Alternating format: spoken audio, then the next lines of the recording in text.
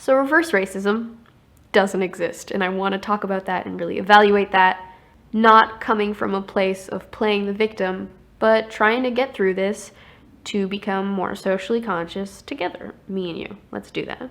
I noticed how you said not to be more logical together.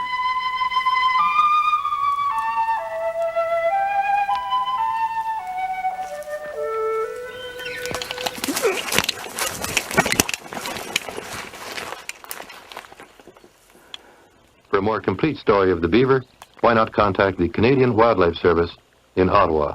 So chances are, if you're claiming reverse racism is a real thing, you're a white person who has been insulted or discriminated against because of the color of your skin, because you're white. And that's shitty, and I'm sorry that happened to you.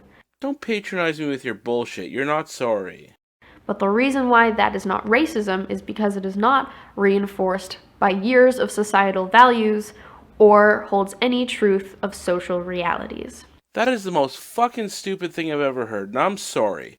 But you don't evaluate actions based on who the person is or what's happening in the social sphere. You base the actions on what was done. It's like if you were making fun of someone because they couldn't walk, but they really could walk, so they would just get up, brush it off, and be like, well, I can walk, so screw you. Alright, let me give you an example. Let's say I'm walking down the street and I see a black person litter, and I go, hey, you fucking black people, why do you always have to litter? You're just fucking animals. Learn how to be a civilized person. And in my rage, I run up to the person and I notice it's actually a white person in blackface. I guess I wouldn't be racist. Poof! My actions and intent?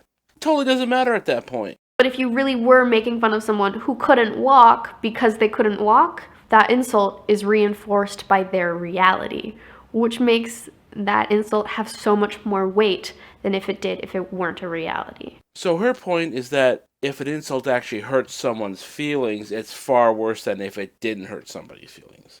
And I'm afraid I disagree. If you make fun of someone who can't walk, you're an asshole. And if you make fun of someone who you think can't walk, you're the exact same asshole.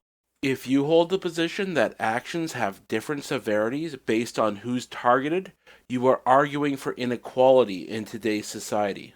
Because as a white person, you're never going to experience racism, because racism is institutionalized oppression.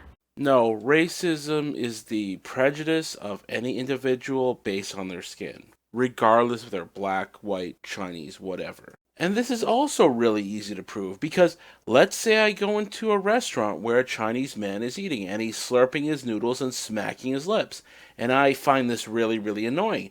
And I say, hey, listen, you rice patty peasant, eat fucking properly, you savage. And that would be racist.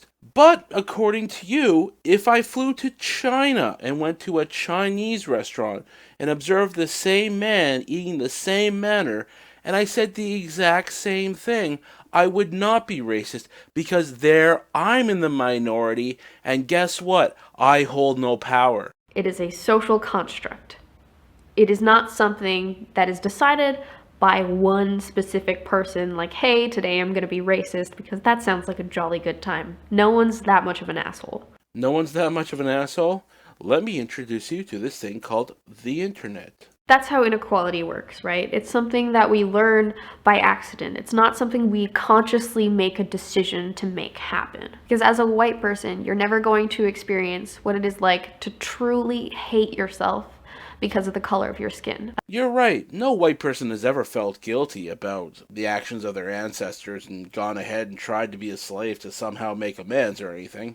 As a white person, you won't ever be held accountable for an entire people. Get me back, nigga! Get me fucking back! What you fucking gonna do?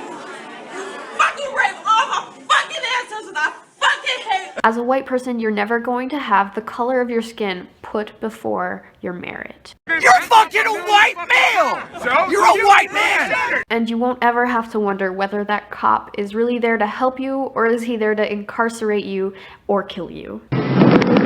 Under tumultuous skies, It all feels like a dream right now. a gathering of thunderstruck friends. He's like my brother. Remember Dylan Taylor, shot by police in this parking lot. This is video taken by a passerby Dylan has been shot. His cousin and brother apprehended. Police received calls that a man was brandishing a weapon nearby. When police arrived, these two stay put.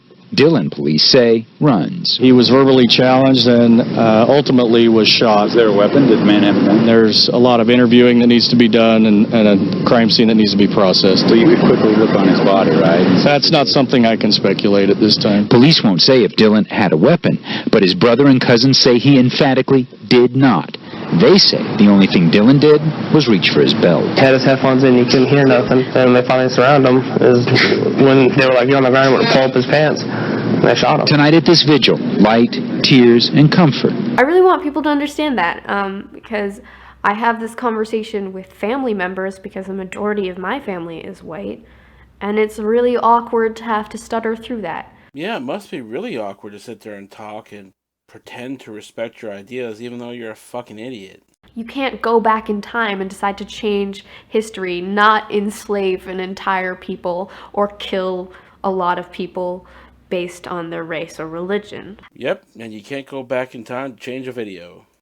Thanks again for watching. If you liked the video, please share, comment, or subscribe. Have a good one.